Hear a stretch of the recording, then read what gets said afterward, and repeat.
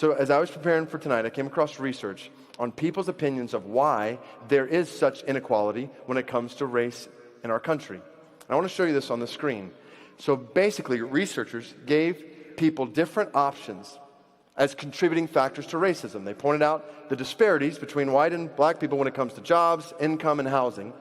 Then they asked, why do these disparities exist? And respondents could answer along this spectrum. One, on the left side here, they could say that these disparities were due primarily to a lack of individual responsibility, basically a lack of personal motivation among individual people to work hard and climb out of poverty. Two, they could say disparities are due primarily to unequal education, lack of access to quality education. Or three, on the right side here, they could say that racialization was due primarily to unjust systems and discrimination in society. So the researchers questioned white and black people and then asked if they were professing Christians. And here's what they found. They found that white non-Christians explained racism, these racial disparities, more according to the left side of this spectrum.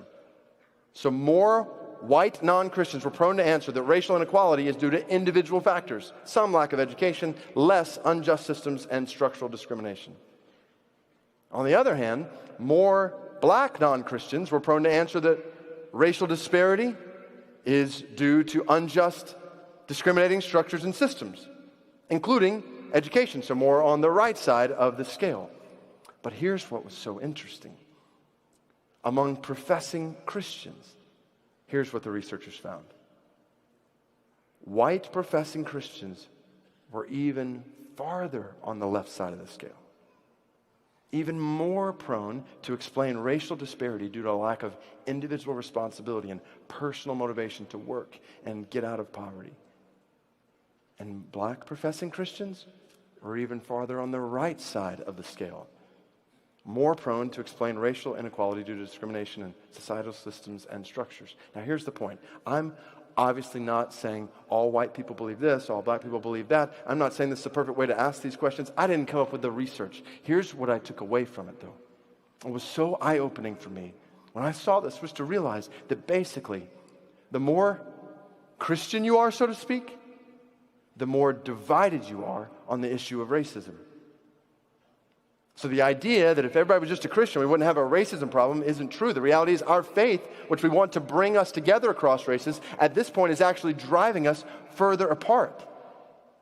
And seeing this was so humbling and helpful. I started thinking about the tension that exists, not just in our culture, but in the church, in light of stories in Ferguson or Falcon Heights or Baltimore or Baton Rouge. And my aim is not to oversimplify this in any way, but the reality is, statistically, more white people are prone to immediately think on the left side of that spectrum. More black people are prone to think on the right side of that spectrum, which affects our thoughts on so many things. It affects the way we think about politics, economics, education, all sorts of things. We're oftentimes on different pages. And we know this, don't we? Like it was obvious in the last election.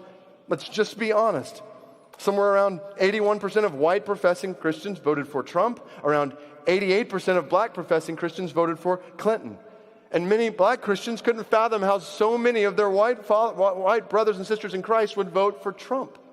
And many white Christians couldn't fathom how so many of their black brothers and sisters in Christ would vote for Clinton. My aim is not to say who you should have voted for. My aim is just to say we oftentimes don't understand each other, which means we really need to listen to and learn from one another. None of us can think about this issue in isolation. We need to be in true multi-ethnic community where we're sitting around the table, sharing life with brothers and sisters who think differently from us. And when we're at that table, we need to be quick to listen, slow to speak, and slow to become angry.